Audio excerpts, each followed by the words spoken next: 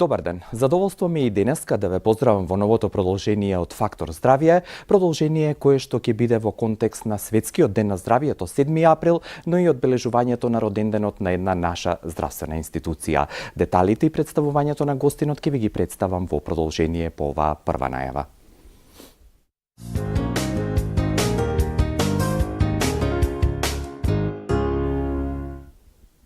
7 април на глобално или светско ниво се одбележува како Светски ден на здравието. Оваа година Светската здравствена организација овој ден го промовира под мотото Здравје за сите, со кое што сака мото да се даде аспект на примарната заштита кај здравиите лица, бидејќи половина од светската популација не ја добиваат заслужената здравствена помош која што им е загарантирана како едно од човековите права.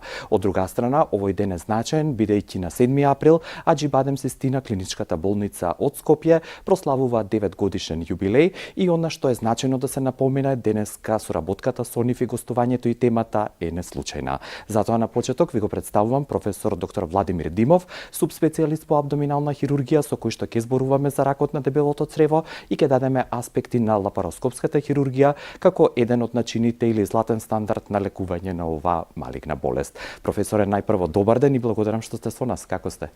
Добар ден и на вас и на вашите гледачи. Благодарам што во нивно име сте денеска гостини што ќе обработиме оваа тема. Предлагам да ги видиме блокот реклами, а по нив ќе отвориме темата и можноста и вие да ни се приклучите со ваши јавувања.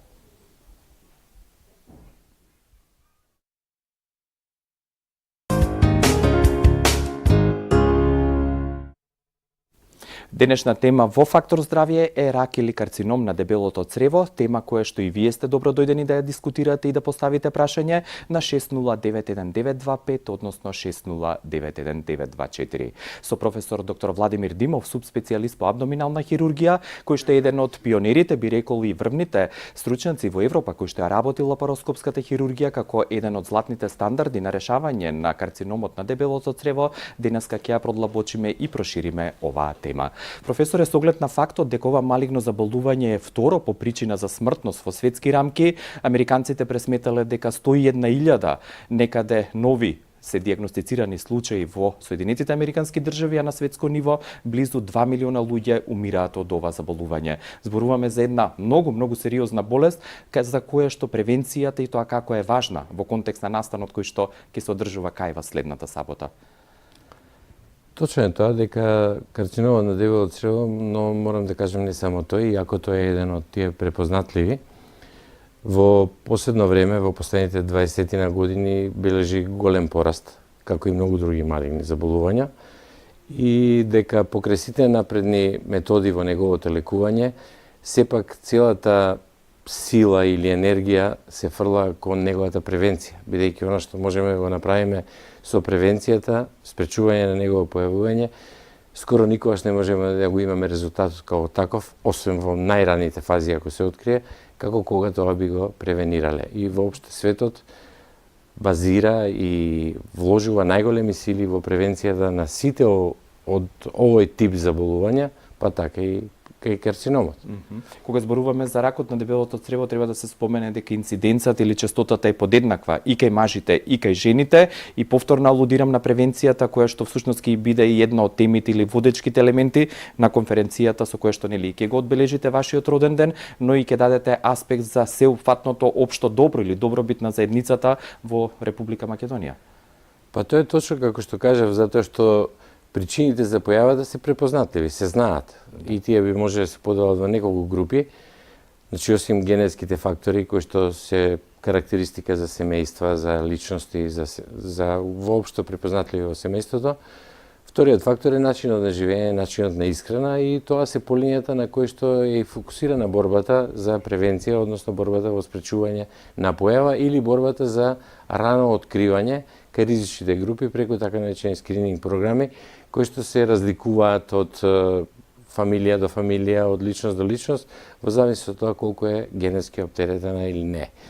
Но главно она што е важно за сите, тоа е начинот на исхраната, начинот на живење, кој што, за жал, во времето во кое што живееме, не секогаш е можно да се спроведува на таков начин, заради бржиот живот, заради урбаното живење, заради се повеќе и повеќе ангажман околу работа и помалку можност за посветување на посебен режим на исхрана или посебен режим на живење, бидејќи тоа од една страна тражи време да се спроведува, а бара исто така и посебни материјални услови, бидејќи знаеме дека се она што денеска е здраво, квалитетно, чини повеќе. И чини повеќе пари. Да.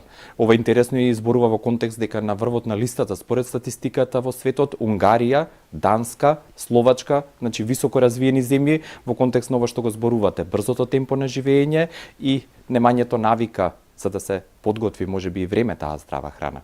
Точно, значи храната не е само начин да се преживее, храната е и начин да се обезбеди добро здравје на човекот, не само за карциномот на дебелото црево, за се. Општо. Храната е општ, важен фактор на кој што се посветува и мислам дека во иднина уште повеќе ќе се посветува внимание, бидејќи е јасно дека изреката дека здравјето влегува преку устата е најточната формулација за се она што не се случува, при што треба исто така да зборуваме и за стресот, бидејќи и стресот е еден од водечките фактори за пореметување на здравјето на еден човек. Зборувајќи за малигната болест на дебелото црево, од вашето научно и практично искуство, кој дел од дебелото црево е најчесто афектиран или погоден во однос на неговата честота? Па по принцип повеќе е афектиран така наречениот левиот дел од дебелото црево, со тоа што можеби најчестата инциденција е во неговиот завршен дел, по така наречен ректум, а и воопшто карциномот на дебелото црево и туморите на дебелото црево се делат на тумори на дебелото црево и ректум. Ректумот, бидејќи по своето потекло, има посебен ентитет и по начинот на создавање, тој е посебен орган, а и спецификата на решавање на овие промени во ректумот е поспецифична него кај дебелото црево. И постојат земји во кои што е дозволена хирургија на повеќе нивоа на дебелото црево, но ректумот се одделува и не секоја од установите може да се занимава со ректум. Заради неговите специфики и заради техниката на интервенирање, заради приодот кој што е многу потежок и заради тоа што има и своји специфики различни од дебелото црево од целина. Она што го кажавте дека колоректалниот карцином и карциномот или ракот на ректумот има повеќе фази, повеќе степени на градуирање, дали тоа е поврзано и со симптоматологијата? Значи, за жал, како кај грото од малигните заболувања, симптоматологијата може да биде многу оскудна. Да не зборуваме за раниот период, во кој што ако не го тражите тоа, кај некои одредени групи, како што споменав, кои се поризични или општо во општата популација, за сега, например, е останато дека над 45 годишна возраст, над 50 годишна возраст, треба се прават колоноскопи, симптоматологијата е многу оскудна, многу малку можете само на неа да се надевате. Неспецифична, сигурно. Неспецифична. Кога ќе се појават симптомите, тоа веќе во принцип зборува за една напредната болест, во која што и начинот на справување и резултатите се разликуваат од она што би ја нашле во пораната фаза. Така да, за раната фаза остануваат или тие кои што се скринираат, или тие кои што се ризични групи, или тие кои што случајно заради некои други причини ќе направат преглед и ќе се најде причината во рана фаза. Касните фази, не кажувам дека се тие изгубени, не се изгубени, во зависност од тоа која е таа касна фаза, они може да бидат различни, дали болеста е проширена, дали е локална, каде е отидена. Така да и таму денеска можностите за лекување се големи, бидејќи не е само хирургијата, таму постојат и други можности, онкологија и така. Можностите се прошируваат секојдневно, но во секој случај борбата е многу потешка во таа фаза, отколку во фаза кога е тоа рана болест. Ако зборуваме за подоцнежната фаза каде што на помош е хирургијата и лапароскопијата за која што ќе го одвоиме вториот дел од емисијата, доколку се детектираат пациенти во некој ран стадиум, што како модалитет на терапевски пристап имате на располагање? Па по принцип истиот начинот на лекување исто се лекува и во раната фаза и во подоцнежната фаза, со тоа што тоа представува многу поедноставен начин и со тоа што реално е дека очекувањата за многу поквалитетен живот и излекување се многу поголеми во порената фаза него во подоцнежната фаза на развојот на болест. Да. И пред да се даде индикација за хируршки третман, што како дијагностичка процедура и алатки треба да се направат за да се верификува или евентуално отфрли оваа дијагноза? Хирургијата доаѓа како резултат на дијагностицирана болест. Со хирургија не се поставува дијагноза на болеста. И тоа е како опција на решавање, да. Повеќе се опциите за рано откривање. Например, во светот многу се користи методата на окултни крварења, значи на фекални тестови, во кои што и најмали траги на крв во ФЕЦИСот може да упатуваат дека тие пациенти треба да се подложат на дополнителни испитувања, најчесто на ендоскопски испитувања од типот на колоноскопии, но тоа не значи дека сите кои што имаат позитивен окултен тест дека ќе го имаат тоа, но во таа група треба да се бараат евентуални причини и евентуално скриена некаква болест. Колоноскопијата е најсуверената метода во дијагностицирање, бидејќи дава можност и да се види со око, и да се земе биопсија, и да се докаже болеста, а освен тоа се разбира дека постојат компјутеризирана томографија, магнетна резонанца, сите тие цела една палета на испитување може да се користи, но колоноскопијата е златен стандард во дијагнозата и затоа се препорачува кај пациенти кои што имаат или над 45 годишна возраст, или првата да се направи на 45 годишна возраст, или и порано кај пациенти кои што имаат помалку години, но имаат оптеретеност генетска. Меѓу другото, светски проблем што представува во моментот е дека границата на заболувањето на карциномот на дебелото црево резко се симиња надолу. Ја среќаваме во популација која што некогаш било права реткост, 20, 30, па и 40 годишна возраст, денеска веќе тоа е далеку од тоа да е реткост, треба да се мисли на неа во секој момент, а впрочем и конференцијата која што вие споменавте, она покрај целиот тој проблем на согледување на карциномот на дебело црево, ќе се занимава и со проблемот на појавата на карцином кај помладата популација. Не е тоа веќе болест на старите луѓе. Да. Ви благодарам, професоре, за овој прв дел од разговорот. По блокот реклами ве поканувам да останете со Фактор здравје и доколку имате прашање и интерес да ни се јавите и да ве слушнеме во живо. Наред е вториот дел или продолжението денеска од Фактор здравје со темата рак или карцином на дебело црево, тема која што ви ја презентираме преку научното и практично искуство на професор доктор Владимир Димов, субспецијалист по абдоминална хирургија, со кој што ќе го продолжиме разговорот и би дал аспект, професоре, сега на лапароскопијата, бидејќи спомена, вие сте еден од врвните оператори во однос на лапароскопијата во Европа и вашето искуство несебично ве го пренесувате и во Аџибадем Систина, каде што не само македонските граѓани, туку и оние од странство можат да го решат евентуалниот проблем. Пред да зборуваме конкретно за колоректалниот карцином и ректумот и лапароскопијата таму, да споменеме дека таа има широк диапазон или индикации во абдоминалната хирургија соопфатно. Точно.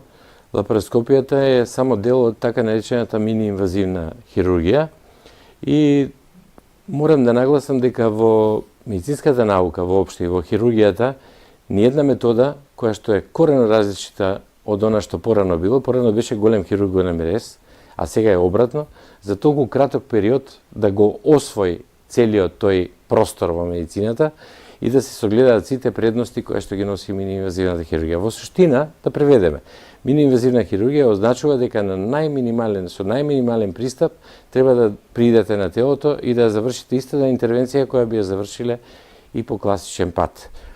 Денеска лапароскопијата суверена во многу области, една од областите која што кажувате дебелото црево, и многу од малигните заболувања денеска, не само на дебелото црево и другите се решаваат на ваков начин. Морам да кажем дека единствената причина зашто во прогласувањето на ваквиот тип на третман во златни стандарди се чекало подолго време, затоа што се чекаат доказите после извршени операции дали се еднакви или подобри од оние што се вршеле по класичен начин. Знаете, во светот се што се прави треба да базира на докази. Доказите мора да бидат аргументирани, докажени, за да може да воведете една нова метода. Сепак работиме со луѓе. Но денеска лапароскопијата или мини-инвазивната хирургија го освојува целиот тој хируршки, би кажал, и не само хируршки, бидејќи има и во други делови кај што се употребува од медицината, и лапароскопијата е дел кој се однесува на абдоминалната хирургија, но затоа имаме торакоскопија, која што е во градниот кош, па дури кардиохирургија се работи на тој начин. Да не збориме дека гинекологијата, урологијата, исто така како и дигестивната хирургија се методи и подрачја кај што лапароскопија има голема, би рекол, огромна примена. Кога зборуваме за колоректалниот карцином и ректалниот карцином, кои се индикациите за примена на лапароскопијата и паралелно на тоа дали има контраиндикации? Па видете, сите индикации за хирургија, нема никаква разлика меѓу индикацијата за класична или лапароскопска хирургија, зависи од тоа тимот колку е обучен. зависи од тоа каква опрема имате, бидејќи тука нема компромиси. Безбедноста на пациентот мора да биде максимална, не може да се прават компромиси, па имаме, па немаме доволно, па не се гледа добро, тоа е нешто не се коментира. И она што представува контраиндикација, бидејќи ме прашувате за контраиндикации, најчесто контраиндикациите се надвор од локалниот наод. Контраиндикациите се повеќе ако болниот има тешки срцеви заболувања, ако има повисоко ниво на CO2 во крвта, па тоа да бидат априори. Иначе нема скоро ни една причина заради која што нема да може да почнете интервенцијата лапароскопска, може да ја завршите по начинот кој што за пациентот ќе биде најдобро во зависност од тоа што ќе најдете. Но да не ја почнете, многу малку се причините. Она што е важно, кажавте дека денеска врвните хирурзи работат минимално инвазивно, односно лапароскопија, со минимален рез или минимален отвор. Прашањето ми е конкретно кај абдоминалната хирургија, бидејќи како полена работа, тоа е ваш фах или тоа е ваша специјалност, се дува на некој начин, или стомакот со CO2, за да тоа подрачје се рашири. Значи, видите, минималната хирургија е начин на размислување и таа е врзана, ви кажувам, за целата хирургија, се гледа колку е можно да биде помал достапот, толку полесно пациентот ќе ја поднесе операција. Да, така е, за да може да се гледа, за да може да се работи, треба се надува со CO2 се прави тоа абдоменот, за да може да се согледаат сите органи, кои нормално се залепени, таму нема нормално присуство на воздух, така да тоа е начинот на кој што се започнува една интервенција.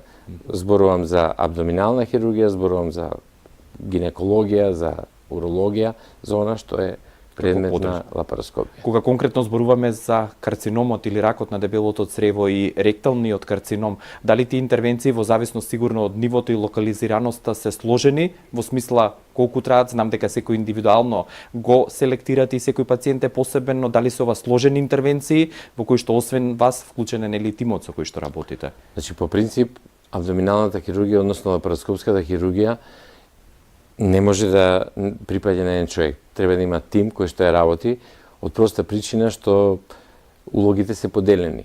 Со камерата тоа се вашите очи, асистентот е другата рака, вашата рака е раката на операторот, но тоа е тимска работа и за да може да функционира, треба да има усогласеност, бидејќи една малку поразлична перцепција. Што би рекол? Би рекол дека обичниот човек вели, ама друго е кога ќе се отвори. Тоа е така, размислуваат луѓето кои што немаат искуство. Значи, ние она што го гледаме при лапароскопски интервенции со зголемување 4-5 пати најмалку. Така да, она што би го гледале како еден, го гледаме како 4 или 5 сантиметри. Она што е капка од крварење, го гледаме како големо крварење. Така што визуализацијата е огромна и друго, ние ни за едно место може да го погледнеме целиот абдомен и колку год да е тоа абсурдно, ние и со рез дали ќе го позицираме во горниот дел, во долниот дел од страна, ние имаме ограничена видливост при отворена хирургија. При лапароскопската хирургија се гледаме преку тоа едно дупче, бидејќи камерата е во состојба да го погледне секој дел од телото и при тоа да ги верифицира сите промени кои можеби при некои други случаи би ни избегале од видното поле или биле ограничени. Да. Бидејќи рековте лапароскопијата е предност не само за вас операторите, туку и пред се за пациентот, сигурно и хоспитализацијата е скратена, враќањето во нормално ниво на живот исто така? Значи лапароскопијата е исклучиво наменета за пациентот, бидејќи сите бенефити се на негова страна, а сите маки и проблеми се на страна на оние кои што работат. Да. Значи, лапароскопијата може многу органи да се работат, сите органи, сите операции кои што во дигестивната хирургија и овие другите што ги спомнав се работат нормално, може да се работат лапароскопски во зависност од опремата, во зависност од тоа колку е обучен тимот, колку е способна екипата да го работи. Меѓутоа, сите тие, без разлика што се на различни органи, имаат една иста карактеристика. Пациентот има пократко лекување, помала болка, порано се враќа на работа, помалку компликации, едноставно има подруг квалитет на животот после операцијата. Кога сте веќе кај дебелото црево, морам да кажам дека другата предност е што кај дебелото црево по лапароскопскиот пат, особено при хирургија на ректумот, се овозможува и многу ниски тумори да завршат без операција при која што пациентот ќе заврши со така наречена кеса, нели? Што е многу важно за квалитетот на неговиот живот, бидејќи самиот начин на оперирање го овозможува тоа да се симнете колку што е можно пониско, а при тоа да ги запазите структурите неопходни за да пациентот има потоа контрола и да има еден квалитетен живот. Огромна е разликата, бидејќи не е борбата само за преживување, борбата е пациентот кој што треба да преживее, да добие и квалитетен живот и тој да биде задоволен. Сигурно дека еден пациент кој што ќе има понатаму после операцијата е нормален живот, што нема да биде врзан со, ако тоа веќе има шанса да се направи со кеси, тој ќе има поквалитетен живот, ќе биде позадоволен. Позадоволниот пациент е покорисен и за општеството, и за семејството, и за самиот себе си. Сигурно. И она што сакам да ја прашам, каква е прогнозата и квалитетот на живот кај оние кои што веќе се оперирани лапароскопски, бидејќи од лично искуство имате многу успешни завршени приказни, и дали можноста за рецидивирање или повторување на оваа болест е присутна кај овие пациенти? Значи не постои хирургија на дебело црево која што е ослободена од појава на рецидиви на болест. Она што е важно е тоа дека сите испитувања покажуваат дека поднесувањето на операциите при лапароскопскиот пат за пациентот е поголем. По однос на преживувањето, тие не се разликуваат многу битно, и тоа е целта, да се покаже, и тоа се чекало при таа хирургија за да се воведе како златен стандард, да се докаже дека не само непосредниот постоперативен тек е добар, него и преживувањето и се друго треба најмалку да биде еднакво или подобро од конвенционалната хирургија. Инаку не би имало смисол да се прави тоа. Тоа е докажано, тоа го гледаме секој ден. И затоа, во зависност од фазите во кои се оперира еден пациент, многу често лекувањето не завршува со операцијата, него продолжува со онколошки, радиолошки и други методи кои што овозможуваат и многу долго преживување, а овозможуваат и апсолутно излекување. Да, и она што сакав уште да ве прашам, бидејќи е малигно заболување, ракот на дебелото црево зафаќа широка популација, ги кажавме бројките, дали тој метастазира и кои се тие органи, дали некои блиски или подалечни се афектирани или погодени? Значи, тоа се стадиумите на болести. Да, повторно зависи. Ако се блиски лимфни жлезди зафатени, тоа е една локорегионална болест. Ако се подалечните, тоа е веќе една расширена болест. Од подалечните може да бидат подалечни жлезди или може да бидат органи, као што е белиот дроб, мозокот, јетрата и така, хепарот, така да, како и при секоја малигна болест, и оваа болест ги дава, за жал, тие несакани компликации, и затоа е многу важно да се превенира или рано да се детектира и открие, бидејќи тогаш сите шанси за еден нормален, квалитетен живот и излекување се поголеми. Да. И она со што почнавме би сакал и да го заокружиме овој разговор и ова ваше гостување, конференцијата која што ќе се одржи следната сабота, да дадеме уште еден аспект и на тоа што како видео го имате донесено, може и да го погледнеме. Да, тоа е една најава за конференцијата која што ќе биде сабота и недела, следната сабота и недела, која што, за разлика од класичните хируршки конференции кои што ги имаме, е конференција која го опфаќа целиот проблем со карциномот на дебело црево. Од начинот како да го превенираме, да не се појави, превенција со начин на исхрана, од начинот кои се тие групи кои што треба да го бараме порано, кои се тие оптеретувања, кои тестови треба да се прават, па се до неговото рано откривање, се до неговиот третман, хируршки или ендоскопски каков ќе биде, па и после до најсовремените начини на онколошко и радиолошко лекување на болеста. Она што би сакал да го кажем за оваа конференција е дека покрај МТСС или Медитерански сили за борба против карциномот, каде што сум јас председател и Јаџи Бадем Систина, болницата, кои што се организатори, со нас се и најрелевантните професионални здруженија од Македонија, као што се Здружение на хирурзи, Здружение на онколози и радиолози, Здружение на патолози, потоа имаме уште гастроентеролози и Лекарската комора на Македонија. Тоа е така направено, бидејќи интересот е голем, треба да видиме каде се наоѓаме, треба да видиме каде се наоѓа и светот, да прифатиме нешто кое што во крајна линија треба да донесе на крај начин на скрининг, бидејќи тоа е важно за превенцијата, кога, каде и како треба да почнеме со скринингот, односно со методите кои што овозможуваат да подвргнеме на испитувања одредени групи луѓе со цел да можеме како ризични групи порано да ги откриеме тие ако ги има возможности. Да. Интересот е голем. Вие ги држам веќе овие точно флаери или информативни Тоа се, бидејќи сето тоа е во функција на подигање на општествената свест, бидејќи ако вие немате подигната општествена свест кај граѓанинот, сам да знае каде да бара, што да бара, како да толкува одредени симптоми, колку повеќе ќе го образувате него, тој толку порано ќе побара помош. Така да тие брошури кои што ги имате се брошури издадени веќе во 20 земји, кои што едната е за карциномот на дебелото црево, која што јасно се кажува дека тоа е болест која се превенира, значи не мора да ја добиете. Пишува за начините на кои тоа се прави или ако ја има, што треба и како треба во испитувањето да се направи.